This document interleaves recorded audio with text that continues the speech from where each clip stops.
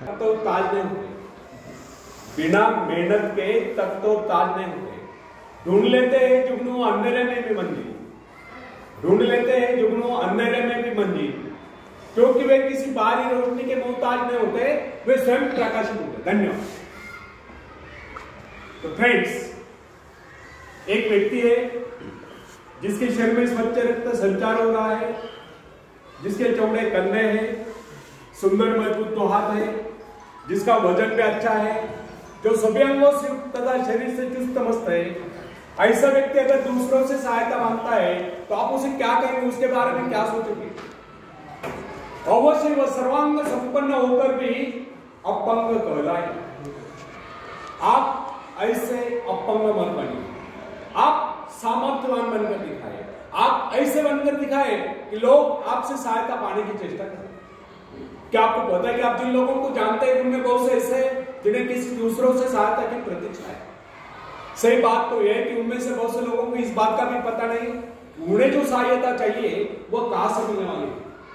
फिर भी वे इंतजार करते और सोचते रहते कि बस अब उनका काम बनने वाला है, उन्नति के द्वार खुलने वाले हैं, कोई उनकी मदद के लिए आएगा और उनके सारे कष्ट दूर हो जाएंगे। क्या ऐसा संभव है? वास्तव में कोई किसी की सहायता करता है? ऐसे सोचने वालों ने अपने गिरेबान में जाकर देखना चाहिए, क्या उन्होंने किसी दूसरों की कितनी सहायता की, उन्होंने आज तक किसकी कितनी मदद की है? क्या कोई ऐसा व्यक्ति है जो कहे कि उन्होंने उसे सहायता की थी इसलिए वो आज उन्नति की चोटी पर? फ्रेंड्स, यदि आपने या उन्होंने किसी दूसरों की सहायता नहीं की तो फिर किसी दूसरों से सहायता की प्रतीक्षा करें। ऐसे लोग केवल अपने भूल के कारण आगे बढ़ने से रह जाते हैं। हर इंसान को चाहिए कि वो केवल अपने सहारे आगे बढ़े, लौटने के रास्ते से मुंह फेरकर बिना किसी के सहारे आगे बढ़ता चाहिए। आत्मनिर्भरता से तो मनुष्य की शक्तियां विराट रूप धारण करके प्रकट होती है। आत्मविश्वास ही सफलता की नींव है। इसी आत्मविश्वास के कारण हम दूसरों की सहायता करने में सफल हो सकते हैं।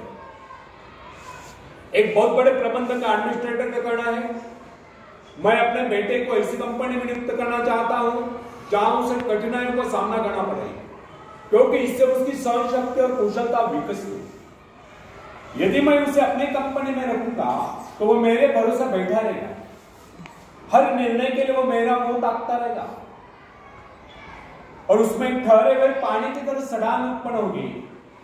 आप सभी जानते हैं कि ठहरे हुए पानी पर मच्छर गुनगुनाते हैं तो बहते हुए पानी पर राजस करते हैं। कितने सुंदर विचार थे उस व्यक्ति के।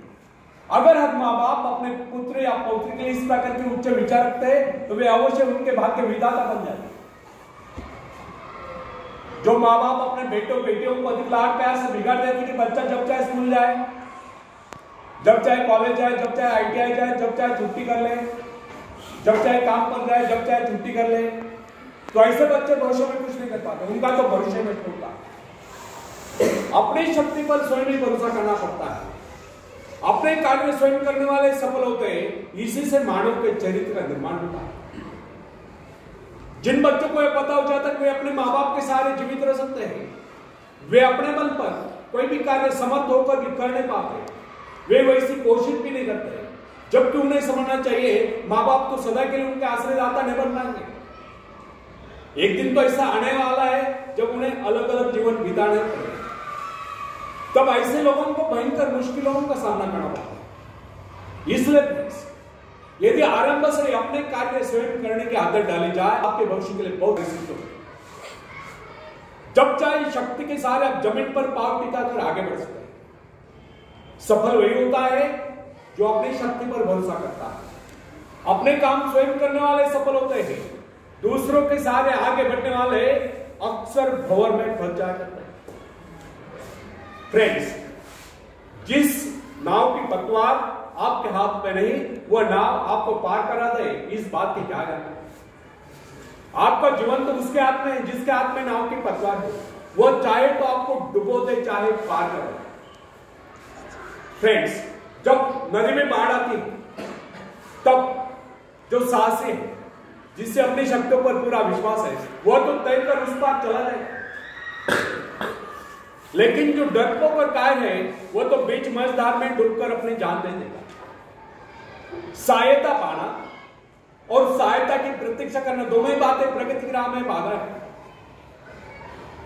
अतः हर युवक या युवती के लिए आवश्यक है कोई शुरू से अपने काम स्वयं करने के आदत डाले, अपने माँ बाप आदि लोगों की शक्ति से विश्वास हटाकर केवल अपनी शक्ति के बल पर आगे बढ़ने की कोशिश करें।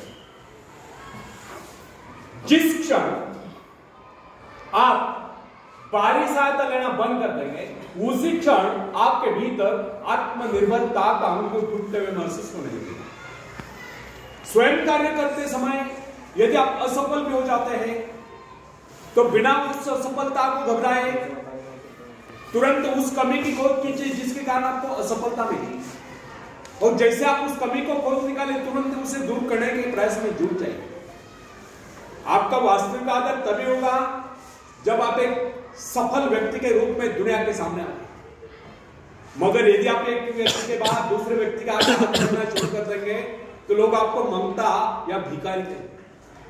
अतः आप ये प्रण कर ले कि आपको केवल अपने भरोसे जीना है, ना कि किसी की दया पर, क्योंकि बाहरी सहायता किसी वक्त ही वरदान सिद्ध होती है, अधिकतर समय अभिशाप ही सिद्ध होती है।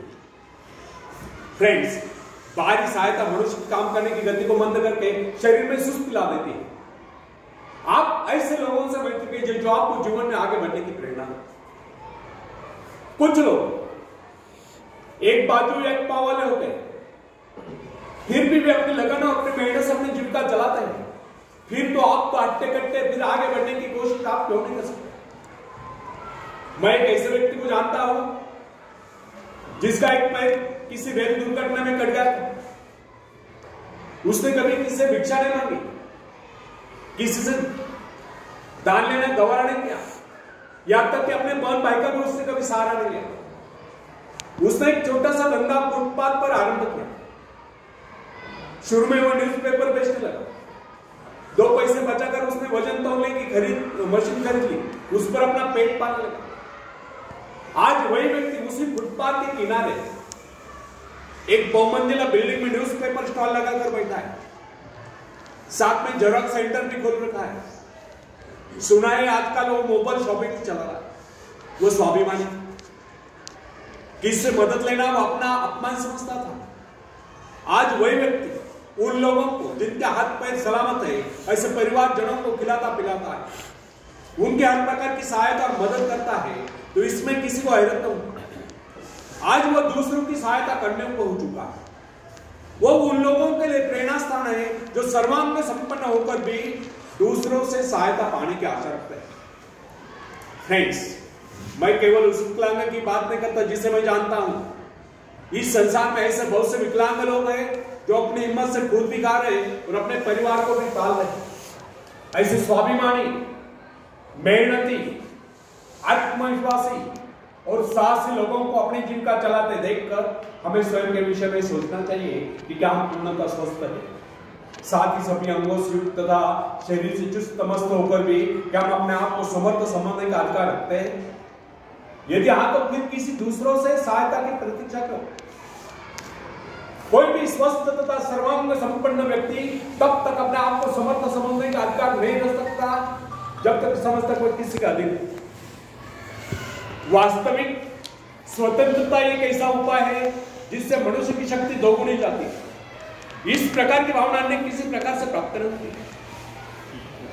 जब कोई युवक या युवती अपनी हिम्मत के सहारे किसी व्यापार में उतरता है तो उसके मन में एक श्रेष्ठ भावना अवश्य उत्पन्न होती है। यही भावना उसे प्रसन्नता प्रदान करती है।